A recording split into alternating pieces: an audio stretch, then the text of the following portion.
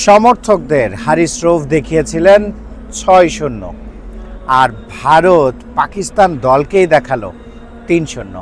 Asia কাপে তিন রবিবার ভারত পাকিস্তান লড়াই হয়েছে।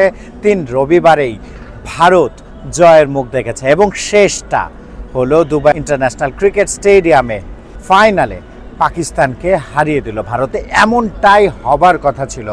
ধারে ভারে সব কিছুতেই কিন্তু পাকিস্তানের চেয়ে যোজন এগিয়ে এই ভারতীয় দল। সূর্যকুমার যাদবের দলটা দারুণ ক্রিকেট খেলেছে গোটা এশিয়া কাপ জুড়ে।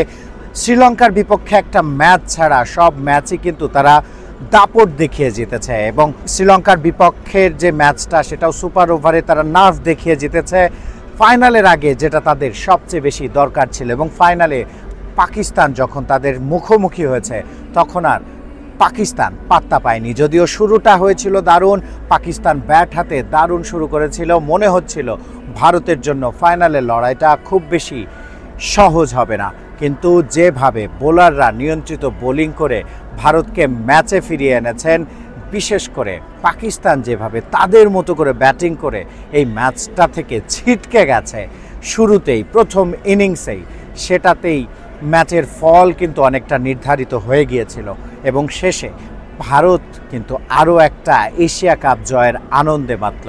সর্বশেষ এশিয়া কাপ শ্রীলঙ্কার মাটিতে ছিল, সেখানেও কিন্তু তারা জিতেছিল, তবে সেটা 50 ওভারি ফরম্যাটের।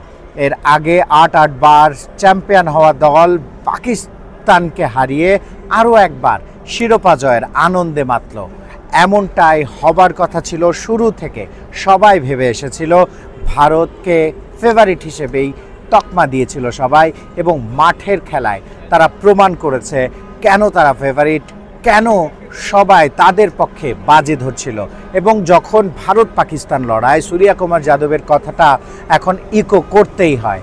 আসলেই কি ভারত পাকিস্তান লড়াইটাকে আর দ্বৈরথ বলা যায়, এটাকে রাইভালরি বলা যায়? আসলেই যায় না। এক টুর্নামেন্টে যখন আপনি 3 বার হেরে যান তখন আসলে এটাকে আর রাইভালরি বলার সুযোগ নেই। ভারত এখন পাকিস্তানের চেয়ে যোজন এগিয়ে, এটা আপনাকে মানতেই হবে। আপনি একেবারে পাকিস্তান সমর্থক হলেও আপনাকে এটা মানতেই হবে।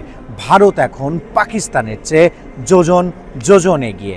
এখন এই মুহূর্তে অন্তত এশিয়া কাপের সেরা দলটা তো ভারতই, সূর্যকুমার যাদবের ভারত। যদিও তার ফর্মটা টুর্নামেন্ট জুড়ে অত ভালো ছিল না, তবে অভিষেক শর্মা ব্যাট হাতে বল হাতে, কুলদীপ যাদব, জাসপ্রীত বুমরা যেভাবে টুর্নামেন্ট জুড়ে বোলিং করেছেন, তাতে করে ফাইনালে হার্দিক পান্ডিয়াকে না পেলেও কিন্তু ভারতকে ওরকমভাবে ভুগতে হয়নি।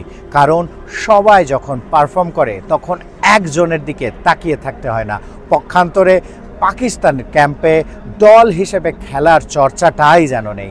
সবাই জাতীয় সঙ্গীতের সময় একসঙ্গে কাঁধে কাঁধ রেখে কিন্তু জাতীয় সঙ্গীতটা গাচ্ছিলেন, মনে হচ্ছিল দলের মধ্যে একটা একতা অনেক। কিন্তু যখনই 1-2টা উইকেট পড়া শুরু হয়েছিল তারপর সবারই যেন ড্রেসিং রুমে যাওয়ার তাড়া। এবং ভারত আরও একটা শিরোপা জিতে নিয়েছে পাকিস্তানের একেবারে কাণ্ডজ্ঞানহীন কলাপসের কারণে, ব্যাটিং ব্যর্থতার কারণে, পাকিস্তানের ব্যাটারদের কাণ্ডজ্ঞানহীন ব্যাটিংয়ের কারণে ভারত আরও একবার এশিয়া কাপের শিরোপা জিতে নিল এবং এশিয়া কাপের চ্যাম্পিয়ন, এশিয়া কাপের সেরা দল এখন ভারত। এটা টুর্নামেন্ট শুরুর আগেও যে কাউকে জিজ্ঞেস করলেও এই উত্তরই পাওয়া যেত, কারা ফেভারিট, সেটা ভারত। এশিয়ার সেরা দলকে, সেটা ভারত। চর্চাটা হচ্ছিল এশিয়ার দ্বিতীয় সেরা দলটাকে, সেটা পাকিস্তান। কি যেহেতু তারা ফাইনাল খেলেছে, তৃতীয় সেরা দল হিসেবে টুর্নামেন্ট শেষ করেছে বাংলাদেশ এবং চতুর্থ সেরা শ্রীলঙ্কা। তবে এটাই খবর, দুবাই ইন্টারন্যাশনাল ক্রিকেট স্টেডিয়াম থেকে পাকিস্তানকে হারিয়ে আরও একবার এশিয়া কাপের শিরোপা ভারতের। Shihab Hasan Khan, cricket 97, Dubai international cricket stadium, সংযুক্ত আরব আমিরাত।